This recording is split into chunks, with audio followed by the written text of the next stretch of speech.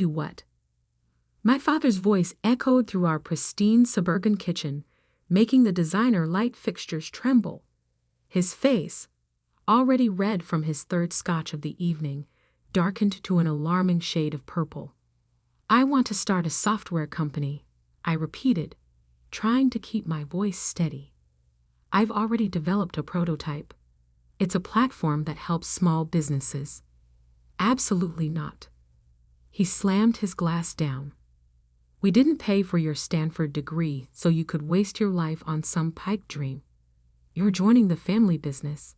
End of discussion." I looked at my mother, hoping for support. She sat perfectly still at our marble island, maintaining her usual careful distance from conflict. The diamond tennis bracelet I'd given her for Christmas, bought with my savings from secret freelance coding jobs, glinted on her wrist. "Mom," I tried, "you've seen how many small businesses are struggling with digital transformation. My platform could really help." "Daniel," she sighed, examining her manicure, "your father's right. This tech obsession of yours, it's not practical. Norton Industries needs you. The company's been in the family for 3 generations." What they really meant was that Norton Industries, our family's industrial supply business, was failing. They needed my programming skills to modernize their outdated systems, to help them compete in a rapidly digitizing market.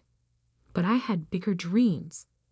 "I'm not asking for money," I said. "I have savings. I just need some time to—" "Time?" My father barked out a laugh. "You want time to play with computers while real businesses are at stake. While your sister is already making partner at her law firm." "Ah, yes, my perfect older sister Sophia. Harvard Law, youngest partner in her firm's history, married to a surgeon.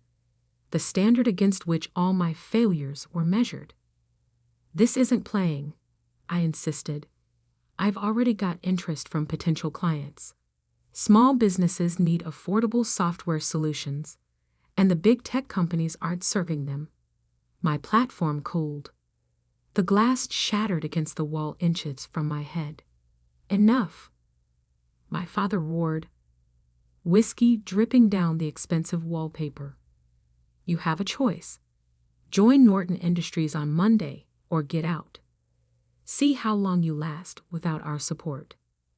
My mother flinched at the noise, but said nothing. She never did. I looked at them both, my father trembling with rage, my mother avoiding my eyes, and made the decision that would change everything. "I choose out." "What?" "I'm leaving." I stood up, surprisingly calm. "Good luck modernizing Norton Industries without me." "You ungrateful." My father started toward me, but I was already heading upstairs. I had known this moment might come. My backpack was already packed with essentials: laptop, portable hard drive, 2 changes of clothes. My important documents were safely stored in a safety deposit box. Most of my savings were in an account my parents couldn't access. "You have 1 hour." My father shouted up the stairs. "Then I want you out of this house." I grabbed my emergency bag, my favorite hoodie, and took one last look at my childhood bedroom. The walls still displayed my coding competition medals, science fair awards, the framed article about the app I developed in high school that had caught Stanford's attention. My phone buzzed. A text from my best friend Marcus. "Operation Escape still on." "Happening now," I typed back. Plan B initiated. Marcus and I had gamed out this scenario months ago, when I first decided to pursue my startup dreams. He had a small apartment above his family's restaurant where I could crash until I got on my feet. As I headed for the door, my mother finally spoke. "Daniel, please. Be reasonable. Your father only wants what's best." "No," I cut her off. He wants what's best for Norton Industries. There's a difference. I walked out without looking back. The first night in my car was surreal.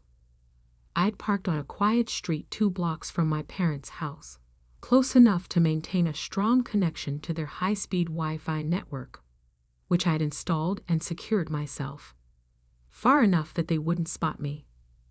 My laptop glowed in the darkness as I continued coding, the familiar rhythm of keystrokes drowning out the voice in my head that whispered I was making a huge mistake. "You sure about this?" Marcus asked when he brought me dinner. "Is Mother's incredible pad thai? My couch is still available." I shook my head, showing him my workspace. Laptop, mobile hotspot for backup internet, power bank for emergencies. I need to stay mobile for now. Can't risk them finding me and trying to force me back. He peered at my screen. "What exactly are you building?" I pulled up my prototype's interface. I call it Smart Start. It's an all-in-one digital platform for small businesses.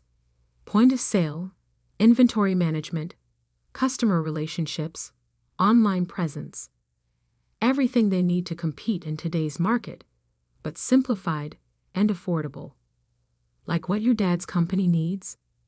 Similar, but designed for smaller businesses that can't afford enterprise solutions. I thought of all the local shops I'd seen struggle and fail because they couldn't keep up with digital transformation. There's a huge market being ignored by big tech. Marcus nodded slowly. His family's restaurant still used paper order tickets and a cash register from the 1990s. How long until it's ready? Basic version? 2 months. I've got most of the core functions working. Just need to polish the interface and add some features.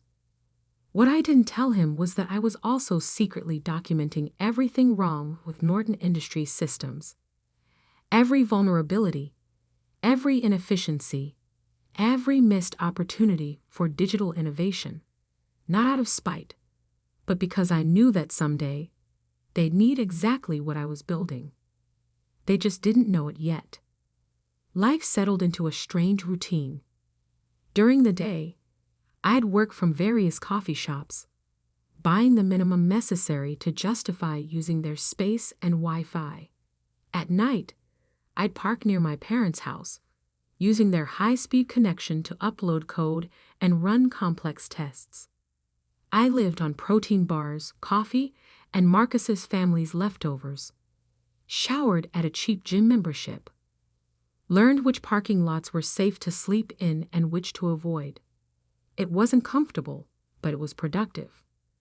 Without distractions, without my father's constant criticism or my mother's passive disappointment, I could focus entirely on building Smart Start. 1 week in, my sister Safia tried to intervene. "This is ridiculous, Daniel," she said when she tracked me down at my usual coffee shop. "You're living in your car to prove what? That you can be as stubborn as Dad."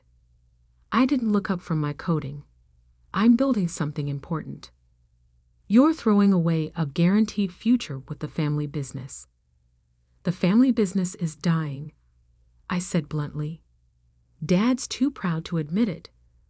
But their systems are ancient, their processes are inefficient, and their competitors are eating them alive. Then help fix it." I finally met her eyes. "That's exactly what I'm doing, just not the way they want." She left in frustration, but not before leaving a thick envelope on my table. Inside was $5,000 in cash with a note. "Don't be an idiot. Come home." I used the money to buy a better laptop and upgrade my development tools. The breakthrough came in month 2. I'd been approached by several small businesses interested in beta testing Smart Start. A local bookstore, a family-owned hardware store, a growing food truck business, all struggling with exactly the problems my platform was designed to solve. "This is exactly what we need," the bookstore owner said after I demonstrated the inventory management system. QuickBooks is too complicated, and the custom solutions are too expensive. How much would this cost? I quoted a price that made her eyes light up, deliberately lower than market rate, designed to build word of mouth. By month 3, I had paying customers. Small amounts, but steady income.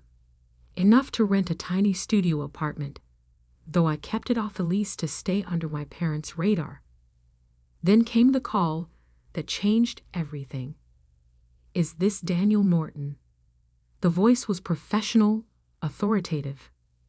Yes? This is Charles Widener from Tech Fund Ventures. We've been hearing interesting things about your Smart Start platform. My heart stopped. Tech Fund Ventures was one of the most prestigious early-stage investors in the country. One of our portfolio companies mentioned your solution. Said it's exactly what the small business market needs. Would you be interested in discussing potential investment? I gripped my phone tighter, thinking of all the nights coding in my car, all the meals skipped to buy server time, all the doubts and fears pushed aside to pursue this dream. Yes, I said. I would definitely be interested. What I didn't know then was that this conversation would set in motion a chain of events that would not only validate my vision, but also bring me face to face with my family's business failures in a way none of us could have predicted. The Tech Fund Ventures office occupied the top floor of a gleaming downtown skyscraper, exactly the kind of place my father would approve of. I adjusted my one good suit, bought secondhand for investor meetings, and tried not to look like someone who'd been living in his car 2 months ago. Charles Widener was younger than I expected, maybe early 40s, with the relaxed confidence of someone who'd made his fortune in the first dot-com boom. Walk me through it again, he said, gesturing to the conference room's massive display where my Smart Start demo was running.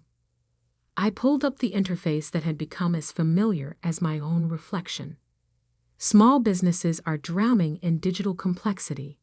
They need e-commerce, inventory management, customer relationship tools, but existing solutions are either too expensive, too complicated, or too limited. I demonstrated how a small business owner could set up their entire digital presence in under an hour. Point of sale, inventory tracking, customer communications, even basic analytics, all integrated, all simple enough for anyone to use.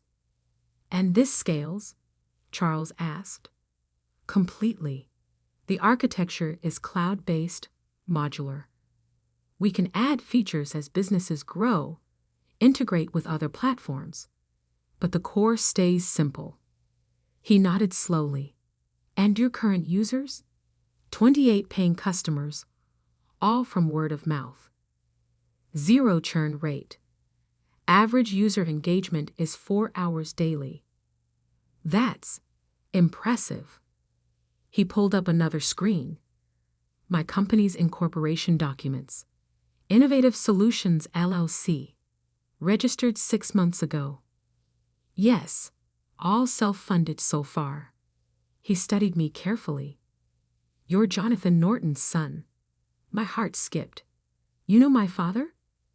Norton Industries was one of my first investments, back in the day, before your father bought out the minority shareholders. His expression turned thoughtful. They're having trouble adapting to digital markets, I hear. I kept my face neutral. I wouldn't know.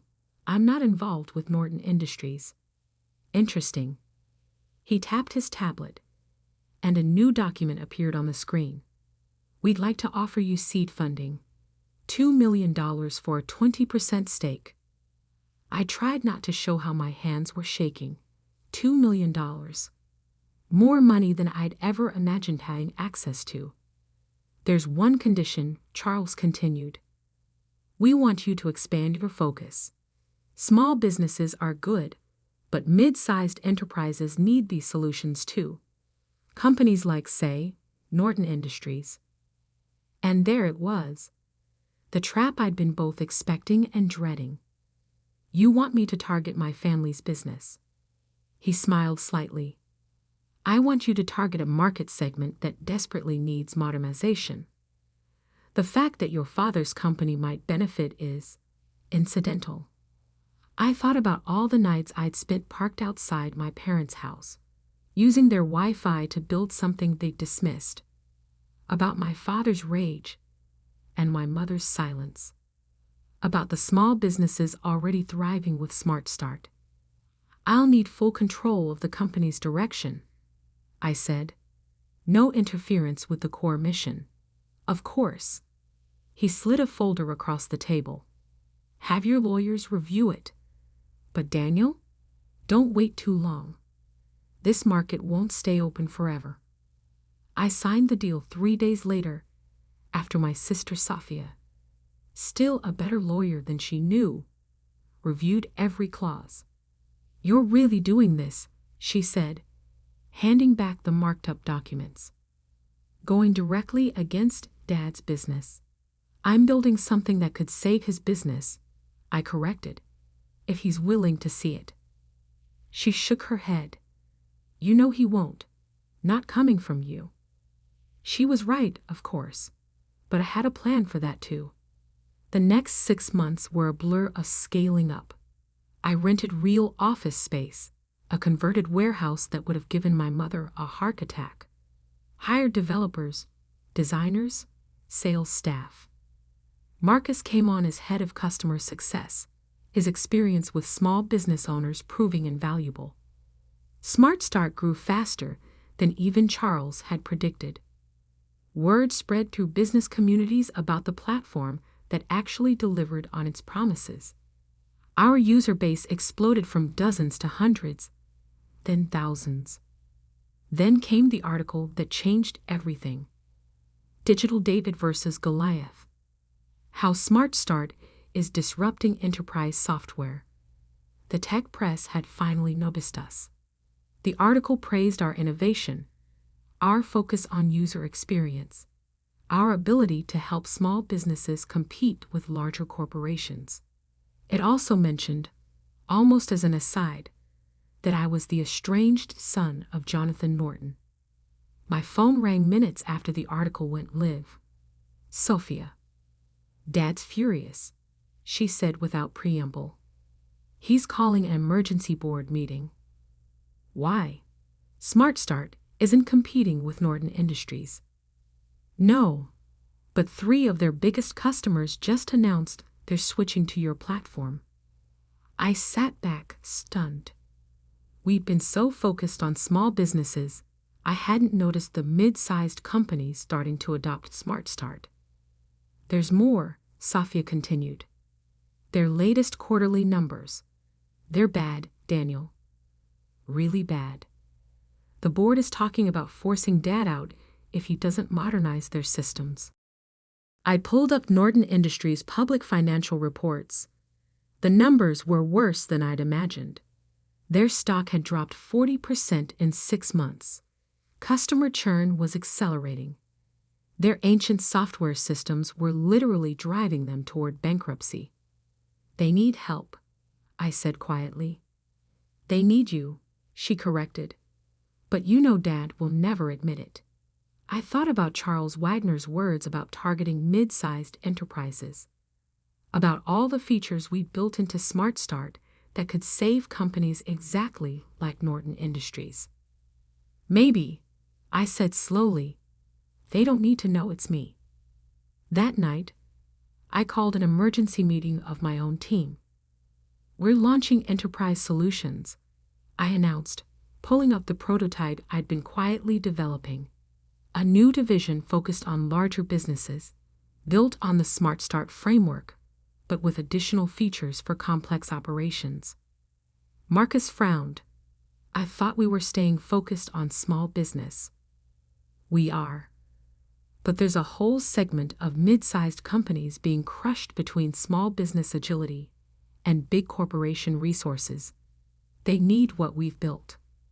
I didn't mention that every feature in Enterprise Solutions had been designed specifically to solve Norton Industries' problems, that I'd spent months analyzing their weaknesses, building solutions for issues they didn't even know they had yet. The team worked around the clock for weeks. We launched enterprise solutions under a new brand, through a subsidiary company that couldn't be easily traced back to me. The marketing targeted companies exactly like Norton Industries, established businesses struggling with digital transformation. Then we waited. It didn't take long. Norton Industries' new chief technology officer, hired in desperation after their last system crash, reached out within days of our launch. The meeting was set for their headquarters. I watched via secure video feed as our sales team, carefully chosen to have no connection to me, presented enterprise solutions to my father and his board. I saw the moment he realized this was exactly what they needed. Saw him fight against admitting it. Saw the board members' eager questions about implementation and pricing. The investment would be significant, our sales lead explained, but the potential return. We'll need to see other options, my father interrupted. Jonathan, an older board member, leaned forward. We've seen 12 presentations in 2 months. This is the only solution that actually addresses our specific needs. And their track record. Impressive results with similar companies. Another board member chimed in. My cousin's manufacturing business switched to their system last quarter. Saw immediate improvements. I watched my father's face as he realized he was losing this fight. The board wanted change. Their customers demanded it. Enterprise Solutions was their best chance at survival. Fine, he growled. Start the procurement process. I closed the video feed, feeling strangely hollow. I'd done it. Created exactly what Norton Industries needed. Proved my vision was right. So why didn't it feel like victory? The answer came 3 days later when Sophia called again. Dad's drinking, she said without preamble. Really drinking. Mom's talking about separation. My stomach clenched. Because of enterprise solutions? Because he knows he failed. The company's falling apart, and he had to go begging to outsiders for help. She paused. He keeps saying he should have listened to you. I stared out my office window at the city skyline, thinking of all the choices that had led us here. My father's stubbornness, my own pride, the walls of silence we built between us. What if? I said slowly. There was a way to save both the company and his pride. How? I have an idea, but I'll need your help. The Norton Industries board meeting was scheduled for 9 a.m. on a Thursday. I sat in my car outside their headquarters, the same spot where I'd once parked to use their Wi-Fi, watching familiar faces file into the building. My father arrived last, looking older than I remembered. His normally immaculate suit was slightly rumpled, his walk less confident than the stride I'd grown up admiring. Everything ready? I asked into my phone. All set, Sophia confirmed. The board members are prepped. Charles Wagner just arrived. And Mom, in position, though she's still not sure about this. I adjusted my tie, designer now, but still not the brand my father would choose. It has to be today. The Enterprise Solutions contract needs board approval by end of week. Good luck, Sophia said softly. Try not to enjoy this too much. I smiled despite my nerves. She knew me too well. The security guard did a double take as I walked in. Last time I'd been here, I'd been escorted out after another fight about joining the family business. Now I was back on my own terms. The boardroom fell silent as I entered. My father's face went from surprised to angry to confused in rapid succession. Charles Wagner, sitting near the head of the table, merely nodded as if he'd been expecting me. What are you doing here? My father demanded. I'm here to discuss the Enterprise Solutions contract, I said calmly, placing my laptop on the table. This is a closed board meeting. Security. Actually, Charles interrupted smoothly. Mr. Norton is here at my request. As the majority investor in Enterprise Solutions, I believe his input is crucial to this discussion. My father's face went pale. You? What? I connected my laptop to the display screen, pulling up a familiar interface, but not Enterprise Solutions. Instead, I showed them the original Smart Start dashboard, complete with my earliest notes and sketches. I started building this the day you kicked me out, I explained. Using your Wi-Fi, actually, since I was living in my car at the time. The board members shifted uncomfortably. My mother, sitting quietly in her usual corner seat, finally looked directly at me. Smart Start grew faster than anyone expected, I continued. Small businesses loved it because it solved real problems simply and affordably. But I knew larger companies needed similar solutions. I switched to the Enterprise Solutions interface.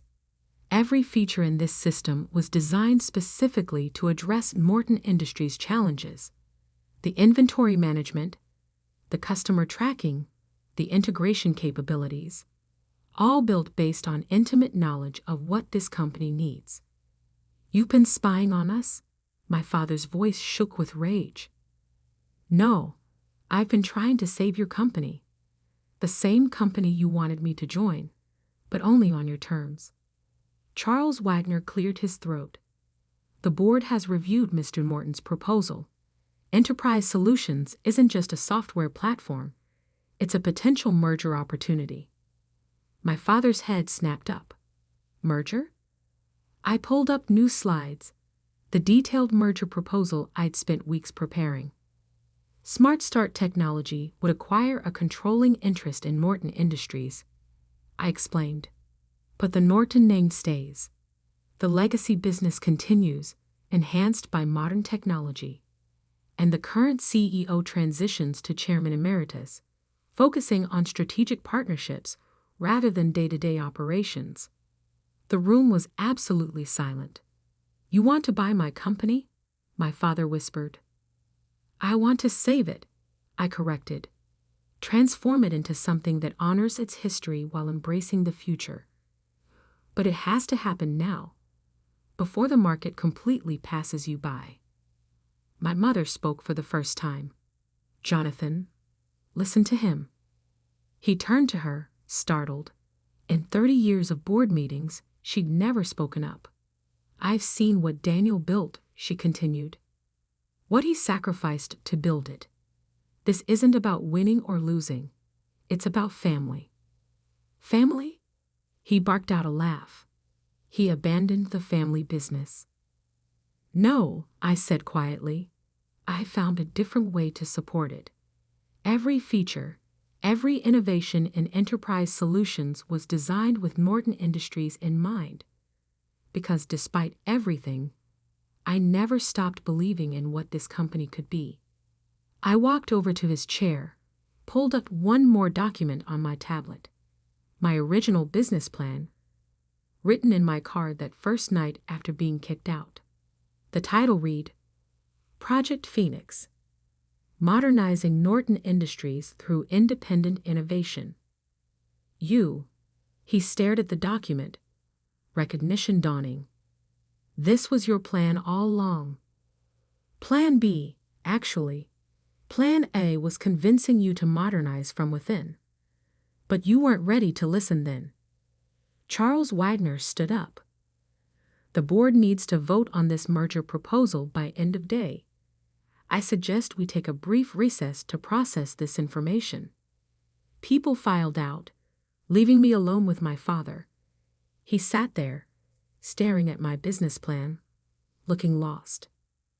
Why didn't you tell me? He finally asked. Would you have listened? Really listened, not just heard what you wanted to hear. He was quiet for a long moment. You built all this, using our Wi-Fi? I couldn't help but laugh. That's what you're focusing on? No, He ran a hand through his gray hair. I'm trying to understand how my son went from living in his car to offering to buy my company in less than 2 years. The same way you built this company. By seeing an opportunity everyone else missed. By working harder than anyone thought possible. By believing in something bigger than myself. He nodded slowly. Your grandfather would have loved this, you know. He always said the best business lessons come from proving the skeptics wrong. I learned that from you, actually. All those stories about how you built Morton Industries, how you proved everyone wrong who said it would fail. I sat down next to him. I just did it my way, instead of yours. The board voted unanimously to approve the merger. My father, after the longest pause of my life, voted yes. The transition wasn't smooth. Change never is, especially in family businesses. But slowly, surely, Norton Industries began to transform.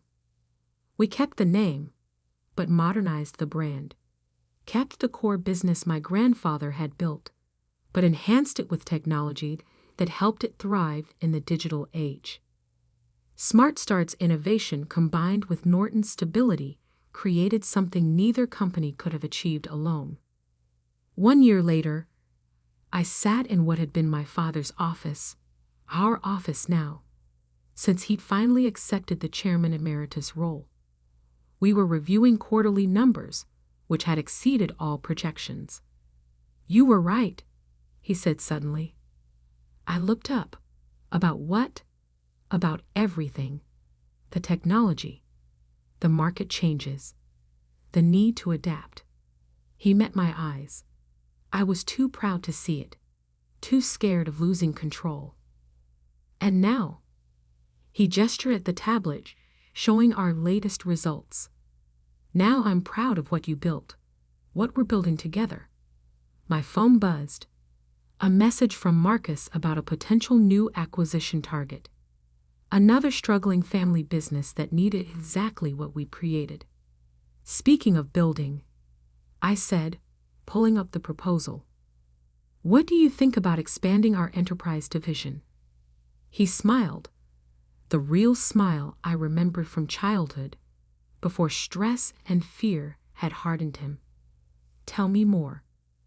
Later that night, I drove past our old house. The Wi-Fi signal was still strong. I'd upgraded their system last month, though they didn't know it. I thought about that first night in my car, coding by the glow of my laptop, running on determination and spite and dreams of proving everyone wrong. But success, I'd learned, wasn't about proving others wrong. It was about proving yourself right, about building something so undeniable that even the strongest skeptics have to acknowledge its value. My phone buzzed again, a family dinner reminder from my mother. These were regular events now, though the conversation had shifted from criticism to collaboration, from judgment to genuine interest. Coming, I texted back. Then, because I couldn't resist,